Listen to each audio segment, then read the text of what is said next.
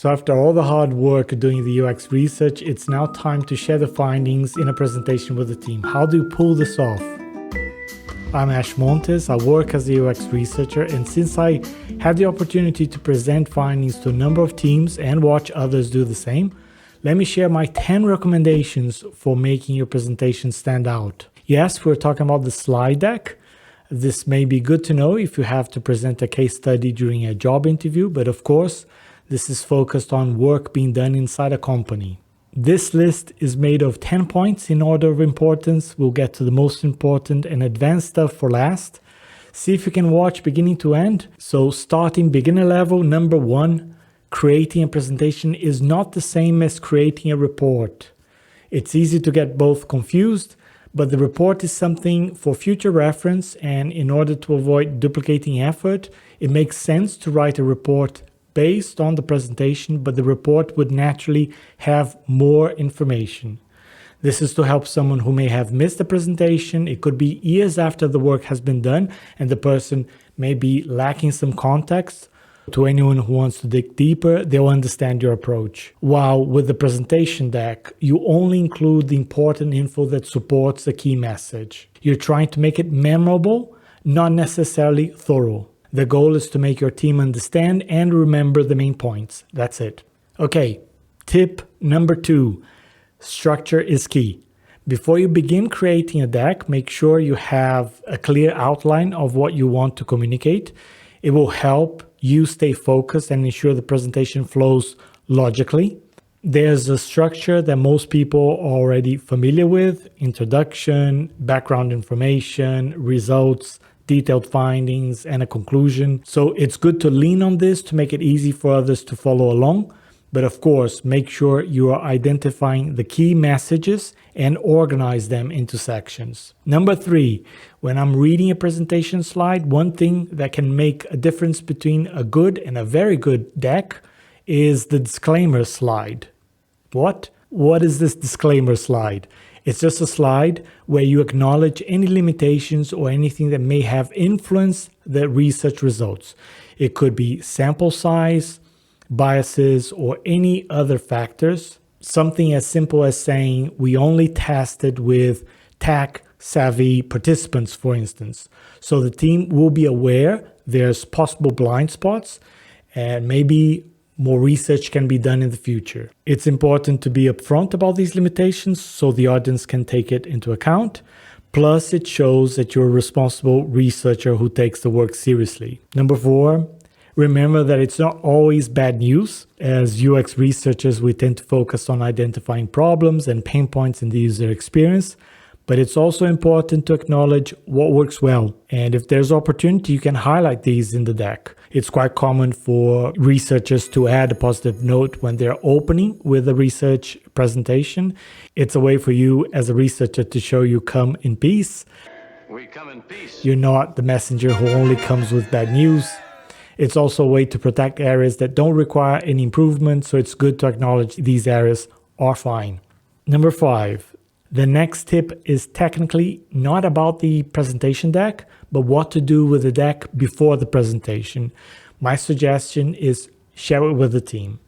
I know it's tempting to keep everything under wraps before the big review, but it can lead to some researchers, they're so focused in preparing to deliver the presentation and get it right, they forget the simple option.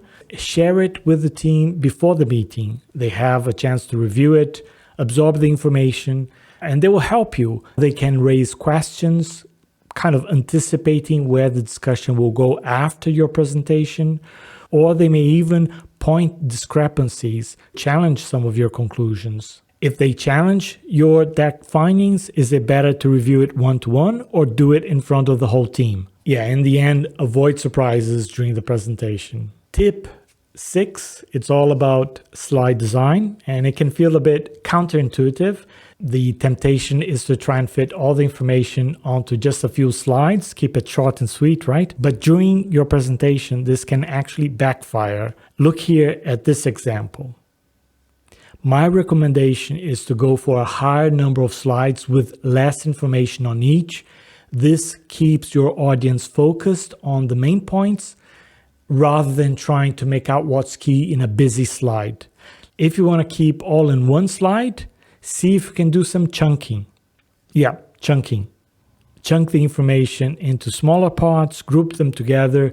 Tip number 7, since we're on the topic of slide design, you should also consider visuals and graphics to help illustrate your message and break up the text. Have you heard of picture superiority effect? So research shows that pictures and images are more likely to be remembered than words only.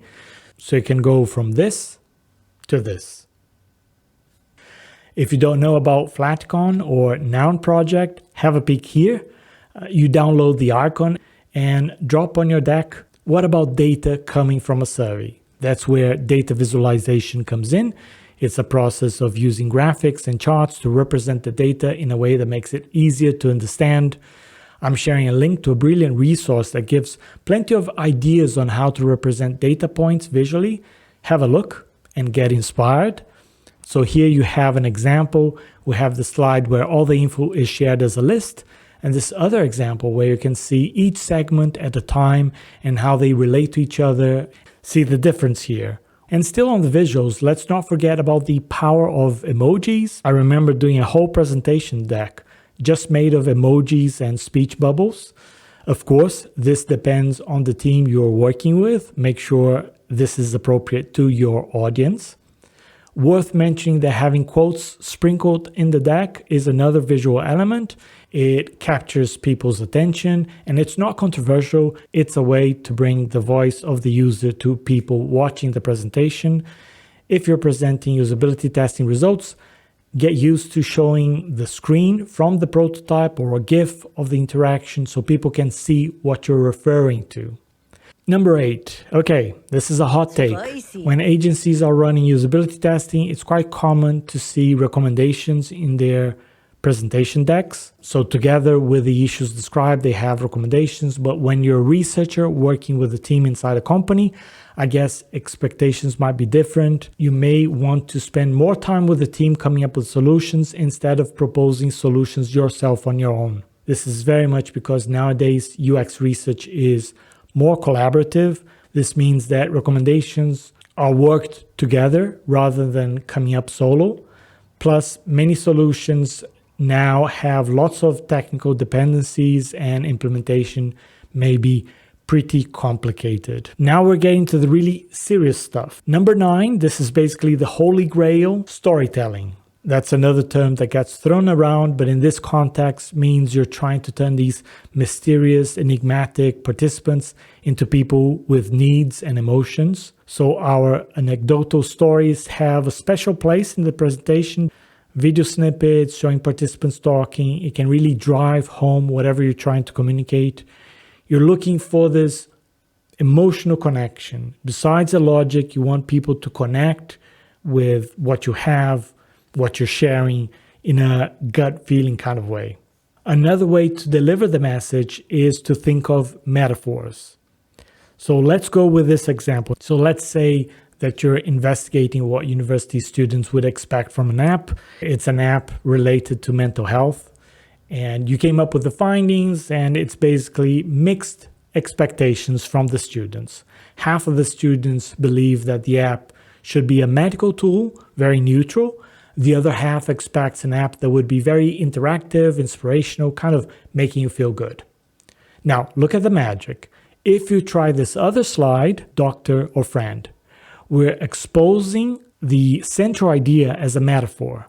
We're bringing this analogy to life, and this gives much more sticky power than the other slide. People would remember this, and they would possibly reference this idea. They would be talking about the app as in, should we make the app more friend, more doctor? So good job to you, UX researcher, for helping shape the team's perceptions and for turning this issue into a clear, compelling one. Final one, number 10. My recommendation, be very, very deliberate about where you place your key insights. Really, there are only two options. Some researchers prefer to place a summary of the key insights right up front. Others leave it for last. A good way of looking at it is You can go for headlines or you can go for punchlines. Headlines is putting what matters up front, which makes sense when you're doing a presentation with people who are already familiar with the process or people who are very time constrained. With punchlines, you're building up to get there. It's a way to get people to go with you in that journey, and it's more of a persuasion technique as well. I tend to go with the second option, the recap, and this is down to the peak end rule, which is a bias that impacts how people remember past events. This is why you see so many people complaining about Game of Thrones series. Was it a bad series? The problem was that the ending disappointed many people, and it colored their perception about the whole series. So I usually leave a summary right at the end. The key insights are there because this is what people will leave the presentation with in their minds. 10 tips. Think you can put them into practice. So if you've learned something today, I have a favor to ask. Please consider sharing this with someone that you know that could take advantage of this video. And thanks for watching. I'll see you around.